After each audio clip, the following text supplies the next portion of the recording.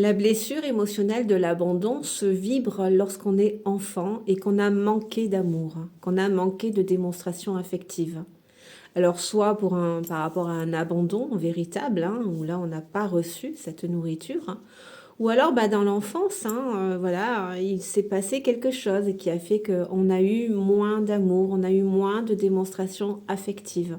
Et on n'a pas été rassuré surtout, hein. On n'a pas été accueilli dans nos émotions. Ça peut être la naissance, hein, d'un petit frère, d'une petite sœur, ça peut être un frère ou une sœur qui était malade et on s'est occupé davantage donc de ce frère ou de cette sœur. Il y avait un équilibre, il y avait quelque chose et puis il s'est passé quelque chose qui a fait que j'ai ressenti moins d'amour. Tu vois, donc c'est par rapport à ça justement que la blessure d'abandon, elle a toujours peur de perdre le lien. Parce qu'un jour, elle l'a ressenti qu'elle a eu moins. Et ça a été très douloureux pour elle.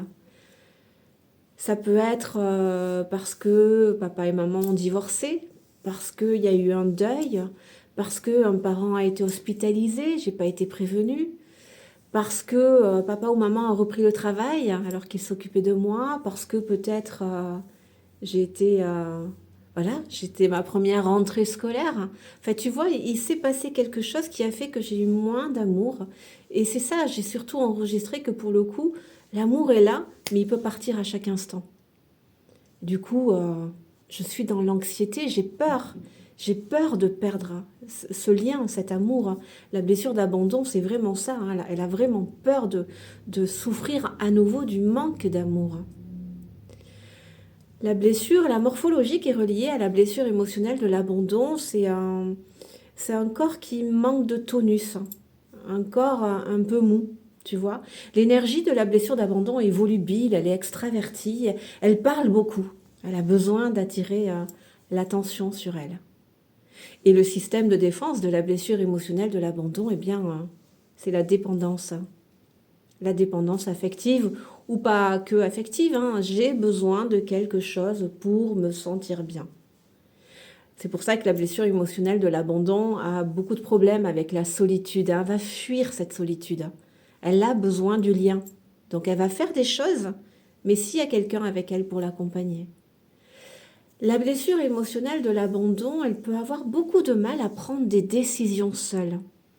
C'est pour ça qu'elle va concerter beaucoup de monde pour avoir des avis, sans pour autant forcément les écouter, hein. Mais en tout cas, voilà, pour son cerveau, toute seule, elle n'est pas capable. Tu vois, c'est la croyance que le cerveau a enregistrée. J'ai besoin de quelque chose, d'un appui, d'un soutien.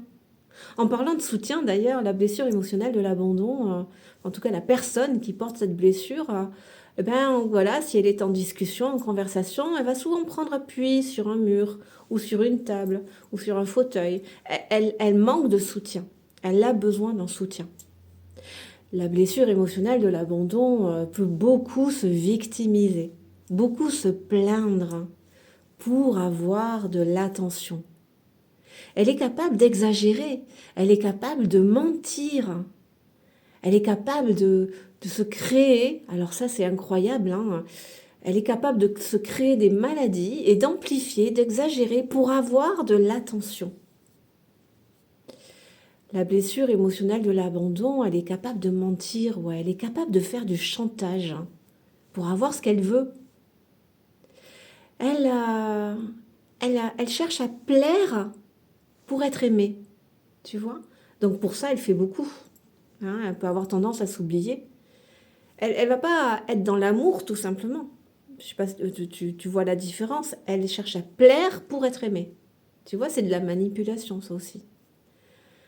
La blessure émotionnelle de l'abandon a beaucoup de mal à s'affirmer, à dire les choses, hein. Peur d'être abandonnée, peur de décevoir. Donc, toujours le sourire, la gentillesse, le service, la disponibilité. Et du coup, elle peut énormément subir. Voilà, elle peut rester dans des situations qui ne lui conviennent pas du tout, mais elle va rester dedans. Parce que ça, c'est mieux que rien. Ça, c'est mieux que de l'indifférence, c'est mieux que du vide. Donc elle subit beaucoup. C'est très difficile, hein, la blessure émotionnelle de l'abandon, hein. Il y a vraiment cette carence affective. On a tremblé dans notre structure, ce manque d'amour. Ça a été tellement Un sentiment tellement profond d'insécurité qui n'a pas été rassuré, hein. Encore une fois, il aurait été rassuré, bon, ben, l'émotion se serait libérée et on ne serait pas dans cette blessure d'abandon. Mais on est resté là-dedans, on nous a laissé là-dedans, tu vois. La blessure émotionnelle de l'abandon, oui, elle parle beaucoup, elle parle énormément parce qu'elle a besoin vraiment d'être entendue. Elle a besoin de soutien. C'est pour ça que elle peut tout le temps avoir besoin de la télé, de la musique, de quelque chose, d'un support. Avec son regard, elle va susciter la compassion. Elle va essayer de créer du lien. Et elle peut se victimiser justement pour que les personnes soient attentives, pour que les personnes, voilà, pour attirer les sauveurs, pour attirer des personnes qui vont prendre soin d'elle. C'est la blessure d'abandon, ça. Tu vois, elle peut manipuler du regard, hein. Elle peut effectivement avoir ces comportements, tu vois. La blessure d'abandon, la dépendance. La dépendance, elle a besoin de quelque chose, elle a besoin de l'autre. Donc c'est pour ça que la blessure de l'abandon souffre d'un attachement anxieux. Voilà, quand elle est en lien, sa plus grande peur, c'est de perdre ce lien.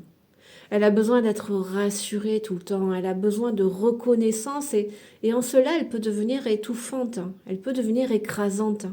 Elle sait pas elle sait pas la pauvre que effectivement, elle voit l'intérêt dans l'instant présent d'être rassurée, mais elle n'a pas conscience malheureusement qu'à moyen long terme, la personne elle peut être fatiguée de ça.